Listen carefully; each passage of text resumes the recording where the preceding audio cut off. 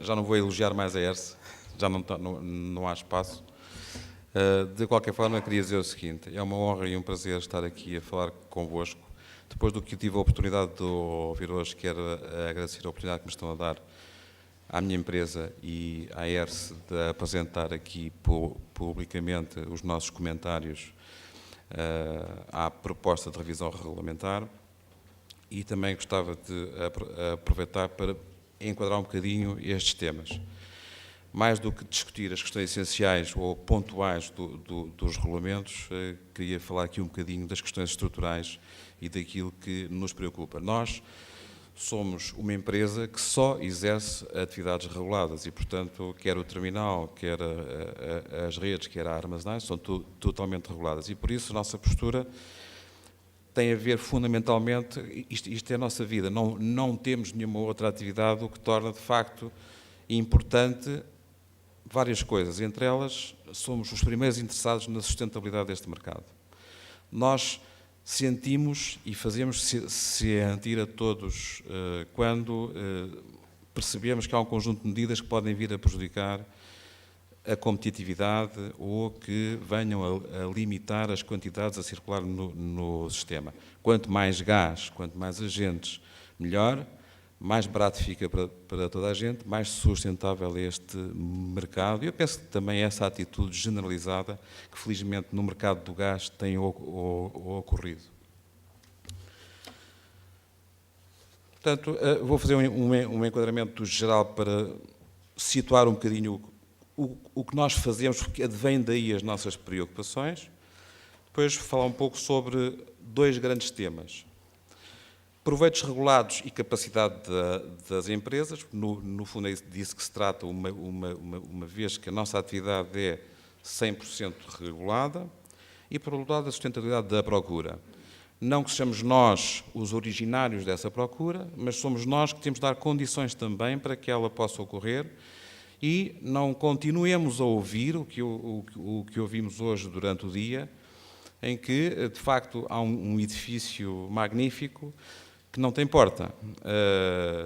Eu diria que o lobby está feito e a porta pouco falta. E daí que, talvez, na perspectiva desta revisão regulamentar, seja possível introduzir as medidas que podem abrir a tal porta. E então, para situar um bocadinho as coisas, a REN entende-se como uma plataforma logística de movimentação de energia.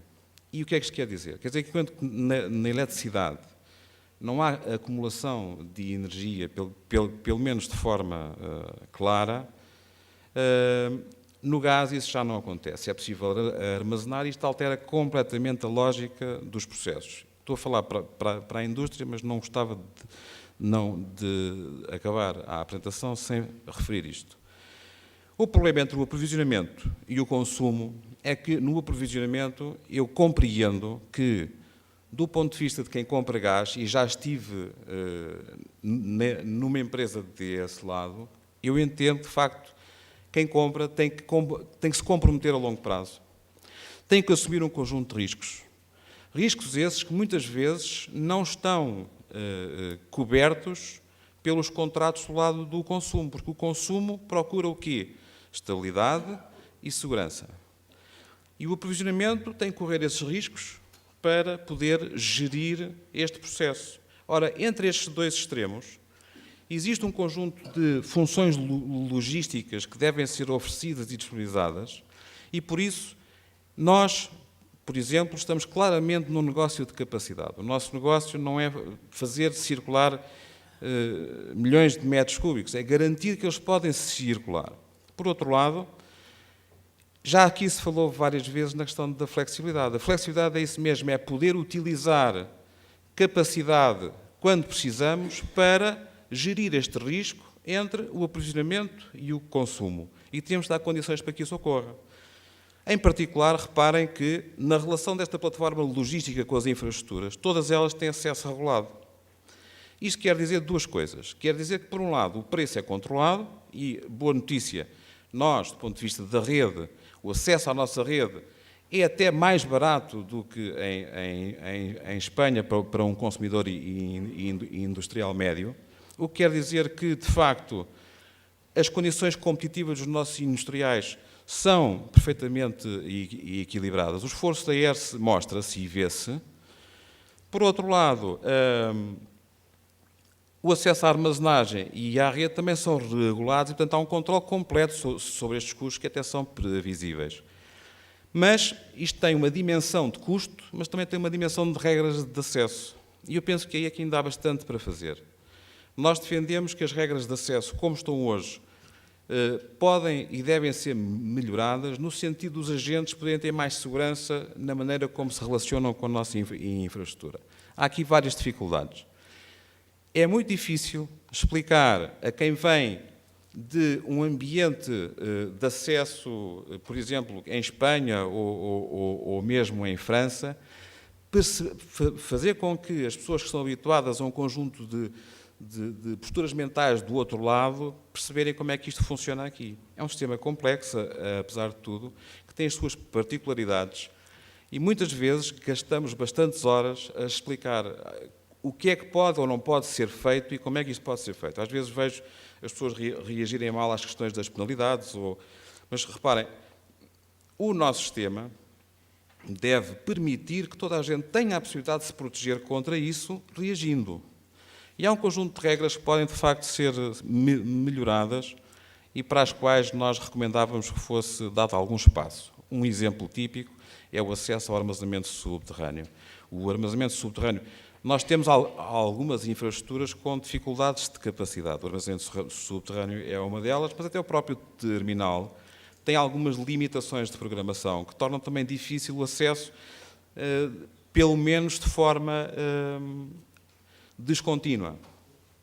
Ora, isto quer dizer que há aqui um trabalho longo a fazer e estamos disponíveis para participar neste processo para que a situação fique bastante melhor. Reparem que, para garantir esta ponte entre o aprovisionamento e o consumo, qualquer restrição logística neste processo pode causar custos brutais. Custos de imobilização, custos de não descarga e custos que têm que ser suportados também pelos próprios comercializadores. Portanto, tem que haver capacidade, temos que melhorar a oferta de flexibilidade e este acesso para que se possa desenvolver o mercado. Por outro lado, as coisas têm estado permanentemente a mudar. Hoje, percebe-se que o mercado do gás natural tem profunda transformação, já ouvimos falar aqui em bolhas, não sei se vão estourar ou não, já ouvimos falar em problemas de ciclos combinados que funcionavam muitas horas e vão passar a funcionar menos. O problema da produção eólica e a compensação desta produção na estabilidade do sistema elétrico. Há todo um conjunto de coisas que são desafios para o sistema gasista, que ainda por cima pode ter consequências no longo prazo, porque a capacidade tem que lá estar, mas os consumos serão cada vez mais voláteis. Ora, consumos voláteis quer dizer maiores requisitos de flexibilidade. Portanto, capacidade e flexibilidade é o que nós temos que oferecer cada vez mais de maneira competitiva para criar oportunidades para os agentes. Eu gostava que na próxima revisão regulamentar já não estivéssemos a falar de limitações e de falta de porta no edifício, haver uma concorrência sustentável e, obviamente, no fim disto, entregar valor aos consumidores, que é o objetivo de tudo isto. Do ponto de vista das empresas estritamente reguladas, como o que nós ganhamos ou perdemos tem só a ver com o negócio regulado, obviamente, para sustentar esta atividade, é importante termos acesso a financiamento e às oportunidades de crescimento necessárias. Do ponto de vista da alteração regulamentar, dividi isto em duas partes. Uma que contribui para a solidez e competitividade das empresas, que são um conjunto de temas que nós listamos aqui e consideramos importantes, nem todos eles, obviamente, tratados ainda na questão da revisão regulamentar, e um outro conjunto que tem a ver com condicionantes ao crescimento da procura, no sentido em que é preciso dar